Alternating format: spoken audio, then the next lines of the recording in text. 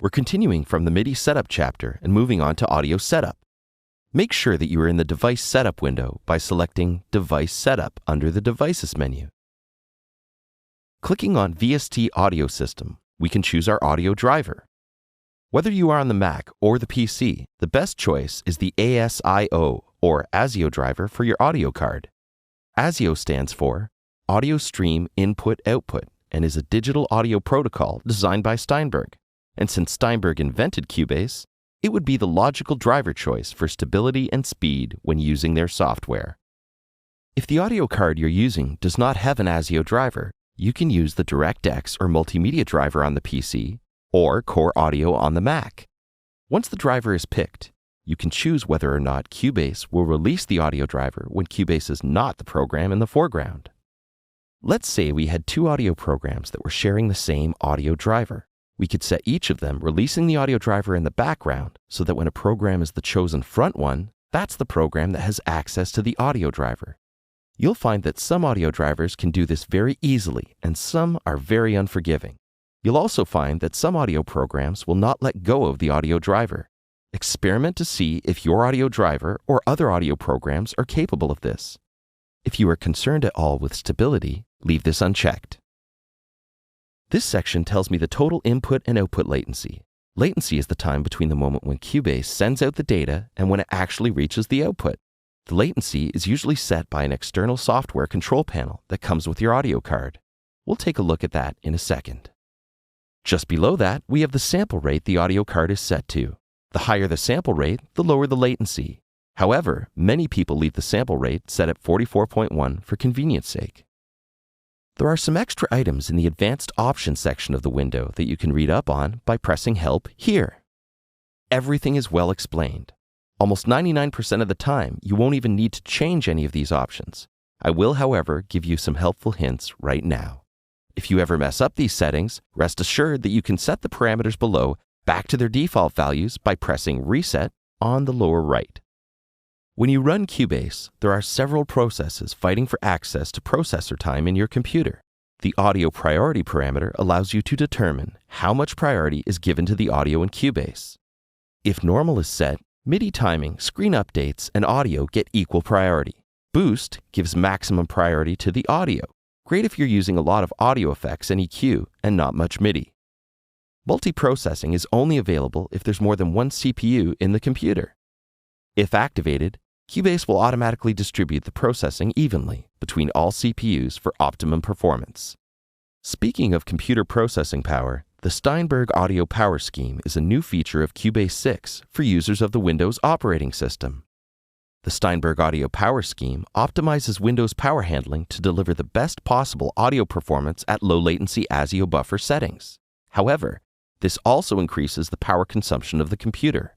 If power consumption is a concern, such as with a laptop, disable this option and increase the buffer size of your audio hardware. Disk preload is the amount of audio data that is loaded into RAM prior to starting playback. The purpose of this is to ensure smooth playback. Try different settings only if you're experiencing problems. If your audio hardware reports an incorrect input latency value or your system has a high output latency while recording through plugins, you may experience that the audio material you've recorded ends up in a displaced position, either too late or too early. You can compensate for this by adjusting these two parameters. By deactivating Adjust for Record Latency, you instruct Cubase not to use its plugin delay compensation feature. If in doubt, leave this checked, as this is one of the best features of Cubase, leaving you with one less thing to worry about. If you change the record shift value, the position of recorded audio will automatically be shifted by the corresponding number of samples. Positive values shift the position forward, and negative values shift the position backward. All of this can seem very confusing, but remember that if you change any of these settings and things get worse, you can reset these features by pressing Set to Defaults. Since we chose the audio driver here, the name now appears below VST Audio System over here. Let's click on it. If you've made changes in the VST Audio System, Cubase may ask you to apply them now. This looks similar to the MIDI port setup we saw earlier. It lists our audio ins and outs by colors. We can change their name here and decide if we want them to be visible throughout the program here. If we never use certain ins and outs, you may as well make them invisible. The state column lets you know if the ins and outs are being used or not in the current project. A reason you might want to deactivate inputs and outputs is to make your life easier. Let's say you are only ever going to use the first 2 inputs of your sound card. You could turn off all the other inputs. Or, if you're only ever going to use the first 4 outputs, but you have extra outputs like ADAT and SPDIF that you never use, you can deactivate them. What is available under clock source depends on your audio hardware. There could be options like internal, which would typically refer to the clock in the installed audio hardware, and external or digital, which would typically refer to the clock of another digitally connected audio device. I have the word settings here, which informs us that we can change these in the control panel of the audio card. There is also the possibility that nothing is displayed here, or that it is set to internal and won't let me change it. In this case, you may be able to change it in the control panel above. Clicking on Control Panel will call up the audio control panel of the audio hardware you are using. Depending on your audio hardware, there might not be a control panel. This panel is exclusive to my audio card. You will have a different one for your audio card. For this audio card, you can set the latency by clicking here. Let's change the latency. Notice that the change in latency is updated immediately on the VST audio system page on the right.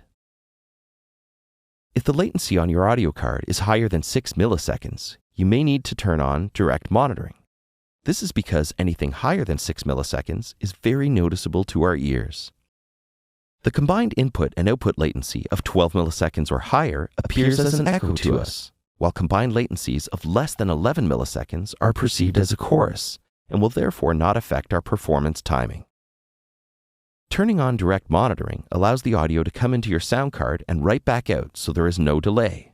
Otherwise, the audio goes into your sound card, gets processed through Cubase's mixer, EQ, and effects, and then gets sent out. If your computer and audio hardware isn't fast or powerful enough to process it quickly enough, you'll get a delay. Some audio cards have this option grayed out. It is most likely that the audio card's control panel has direct monitoring built into the physical interface of the card. VST System Link will be explained in Level 4 of this tutorial series, so we'll skip this for now. And that's it for audio setup. We'll look at assigning different ins and outs when we get to the section on recording audio.